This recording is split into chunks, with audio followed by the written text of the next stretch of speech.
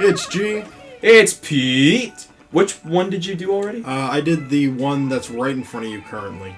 This one? To your left. The one that the guy's blocking. Yeah, this one? Yeah. Okay. Oh, are they going to stand in front of it with everyone so. to do? Yeah. Okay, that's helpful. That is helpful, yeah. So the last part was intense. I did a lot of fucking collection. And now it's Peter's time to strut his stuff. Ooh, look at that. That perfectly executed triple jump. It's been a while since I've played the game. Yeah.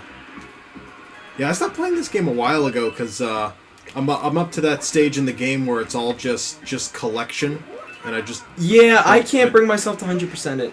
I want to, and I want to get back into it. I have 5 moons left to get, and I have to get the one that involves collecting all of the souvenirs, which makes up 2 of them, collecting all the outfits, which makes up 2 of them, and the last one is just doing beach volleyball. Beach volleyball, I'm trying to do it legitimately and not cheese it. Now the Brutals. Yeah, the Brutals honestly are all really fucking pathetic. You could wipe out all of them in seconds if you know what to do. Like this Lester looking motherfucker. Fuck. Run, Peter up!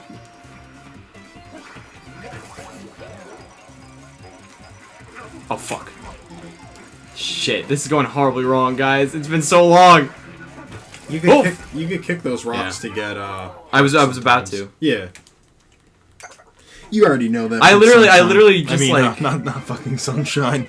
Galaxy. Galaxy, they have the same kind of rock system. God damn it. Get off the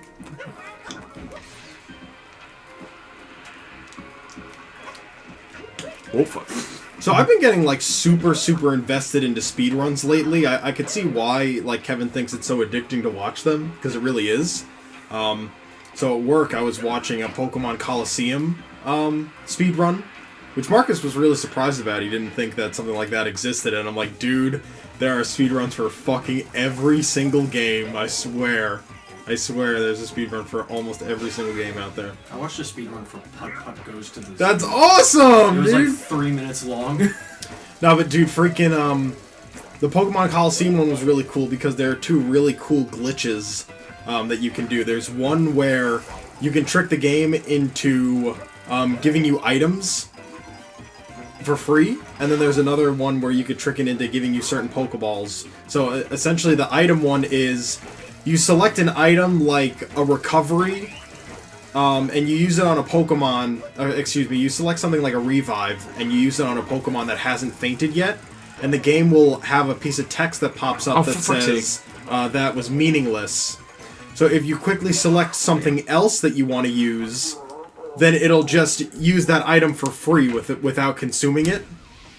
So the guy that I was watching does that glitch on his Umbreon, because Umbreon is a special attacker.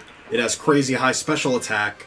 So he goes to give it a revive, he quits out, and he gives it an X special attack, which raises its special attack.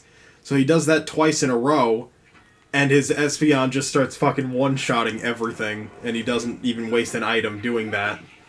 And then the other method that I thought was really cool is when you get the Master Ball, basically, when you go to catch a Shadow Pokemon, you go to select the Master Ball, you quickly quit out, you select a normal Pokeball.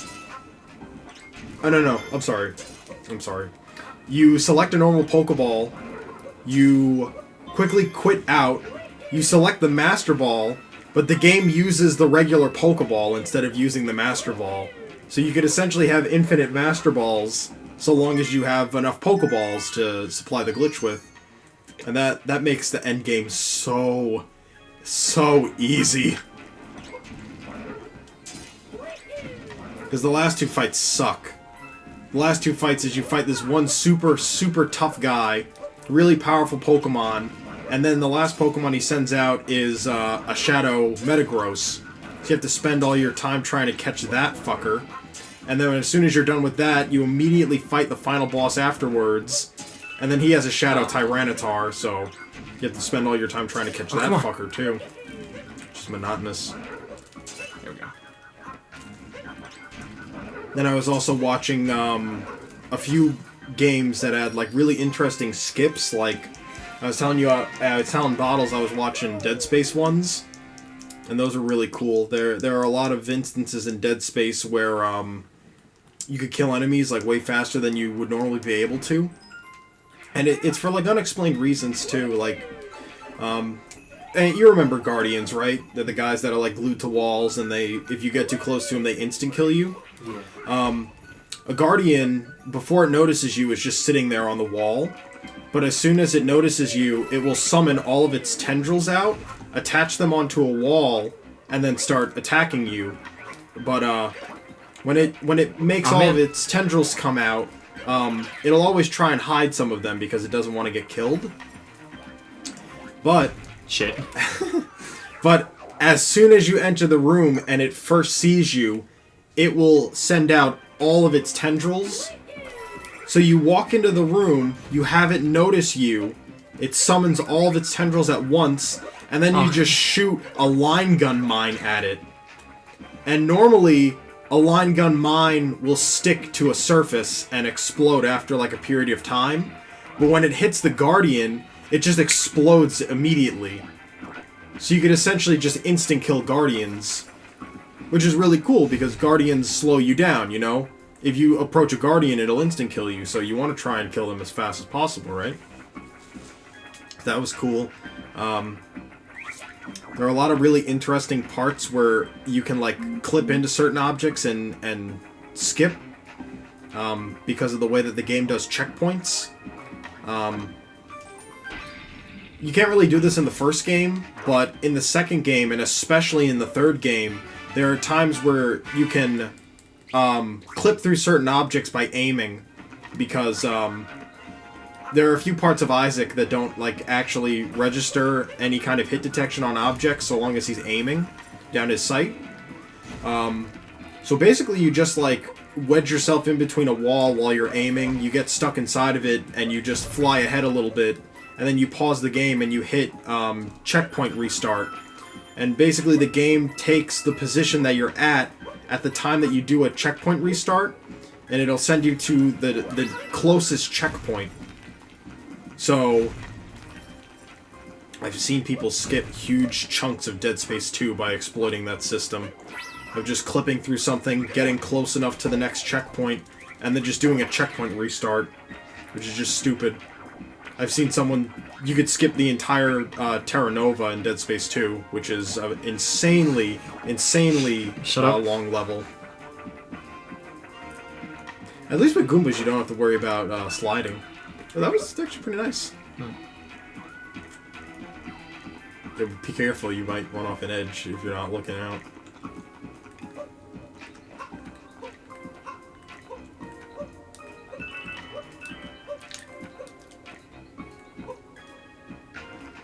And there was also, I was watching a speedrun of Bioshock Infinite, which got really, really funny because there are a bunch of times in the game where Elizabeth leaves, and you go and you get her again.